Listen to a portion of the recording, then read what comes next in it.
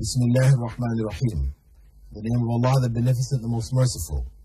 I'd like to welcome you, dear viewers, to another in our series, In the Light of Islam. Assalamu alaikum wa rahmatullahi wa barakatuh. In our program, we look at various questions from the viewers.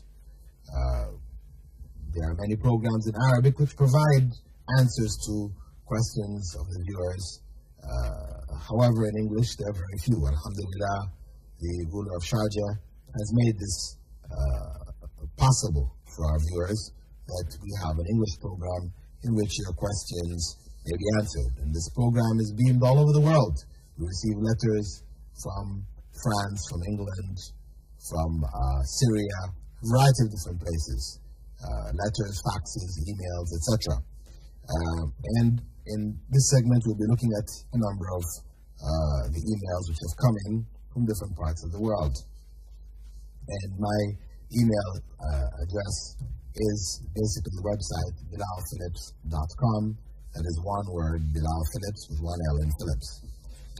Anyway, let us look at a question coming from the viewers. A female became a widow some 18 years back. At the time when her husband expired, she had 4 dependent children on her and had a very difficult financial situation. Her husband had taken some loans from the bank while he was alive, but he couldn't return it. After his death, the bank wrote off the amount as the widow couldn't pay the loan to the bank. Now, after 18 years, the children are, alhamdulillah, settled, and the widow is also financially better.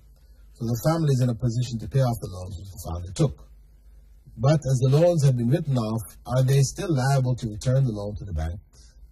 Or can they give it to charity as they don't know the bank's name and details? This is from Sister Tahira Baqa. Shukran, Allah Hafiz.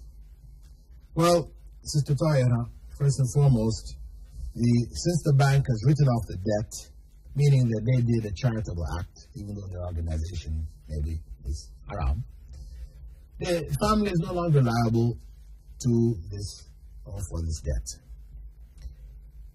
The debt was a riba operation anyway, something which was forbidden, involving interest, and it was haram. So the fact that they have been relieved of it, the sin of it, they have been alleviated, then they just thank Allah that He has alleviated it. And if they wish to give some charity on behalf of the dead father, they may do so. This can benefit him. Ask Allah to forgive him for the sins that he did, obviously, in getting involved in these bank dealings.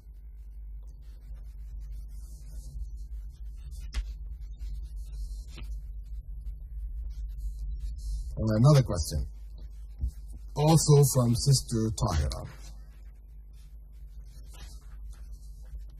A girl got married to a boy a few years back. At the time of nikah, her husband gave her the right of divorce in writing. After 2 years of their marriage, they found out that the boy couldn't have children. On the other hand, the boy also couldn't support her financially after 2 years, and had very rude behavior with her from the very first day. Also, at one time, he told her not to meet her family.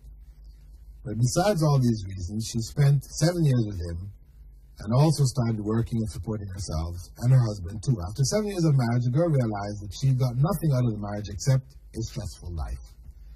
So she went to her mother's house and used her right of divorce. When the girl left the boy's house, she left all her dowry stuff, clothes, gifts, etc. in the boy's house. She just took a few daily clothes with her, her daily clothes. She already had the jewelry in her possession which her mother gave her, and the one which the boy's family gave her at the time of the marriage.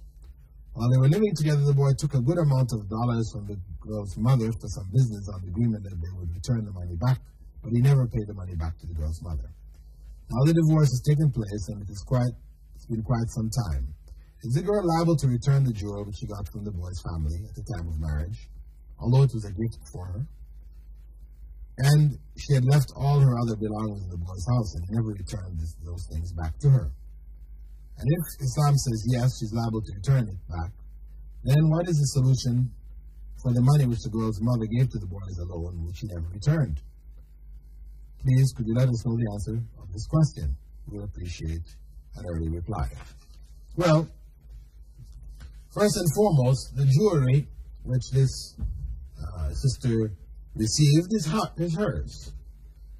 You know, whether it is jewelry from her mother or jewelry which came from the mother of the boy or whatever, from the family, these were gifts given. These are hers. She doesn't have to return these. In the case of dowry, you know, the dowry is returned if she institutes a divorce called khula, where she seeks through the courts to get divorce. But if she's performing a normal divorce, because she got that right in writing in her marriage contract, then that dowry is hers also, you know. And also, the money which was borrowed by the boy, this is still owing to the mother. And this will remain as a debt on that individual until he dies. And he will face it on the day of judgment. So really, the advice would be to that young man to return that money which he has borrowed.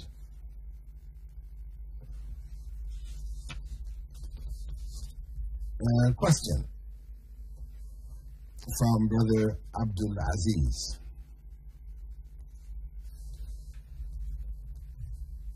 At what age, year-wise, does fasting become obligatory? Is there any difference of age for the boy and the girl? The answer for this question, which we generally find in fatwa literature, is that fasting becomes obligatory on puberty. But this is an ambiguous answer. Therefore, I request you to give me the exact age at which it becomes fard, or obligatory, on Muslim children.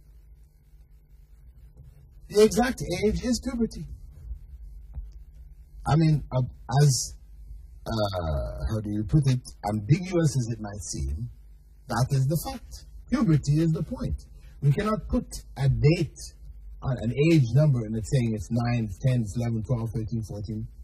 It is whenever that child reaches puberty.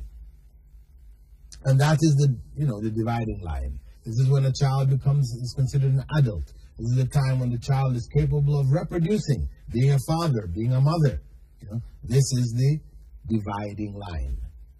So no specific numbers can be put on that.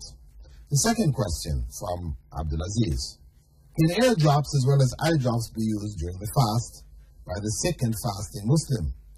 Depending on the ancient Unani medical prescriptions, the religious scholars of my city, Hyderabad, in India, say that fasting becomes invalid if we use these drops. Is it correct? Can we not take into consideration the modern medical perceptions in this matter? Well, the reality is that ear drops and eye drops do not break the fast. It is not food. And it's not going into the normal channels by which food is taken. Now, if a person were to take an intravenous feeding, a person is not able to eat, so they are going to feed them intravenously, glucose, etc., then, although this is not the traditional way through the mouth, this would still be considered eating. It's like, because you're providing nutrition for the body. But otherwise, put drops in your ear, put in your eye, in your nose, these things may create some kind of taste sensations in the back of the throat, etc., but this is not considered eating, and they don't break the fast. Third question. Can an asthma patient take inhalers during the fast? If yes, is the answer, then why cigarette smoking is said to invalidate the fast? In both cases, smoke or fumes go inside the lungs only. If inhaling smoke invalidates the fast, should we stop burning oud in the mosque during Ramadan? Oud is a kind of incense which is burned. The reality of this is that fasting is not broken by the use of inhalers. Inhalers go into the lungs. They open up the passages so a person is able to breathe. People are doing this out of a necessity. They're not doing it for pleasure, right, first and foremost. Cigarettes are fundamentally forbidden. They're haram. So the issue of whether it breaks the fast or it doesn't break the fast it's not a point. And when a person takes cigarettes, this is putting into the system nicotine. This is something which the body desires, it wants, etc., and we're feeding the body in that way. So it is a form of feeding a habit. It is forbidden in and of itself, inside Ramadan or outside of Ramadan. Of course, you're asking, why do we say it breaks the fast? Well, this has been a position taken by scholars in general, that it does break the fast, because of the fact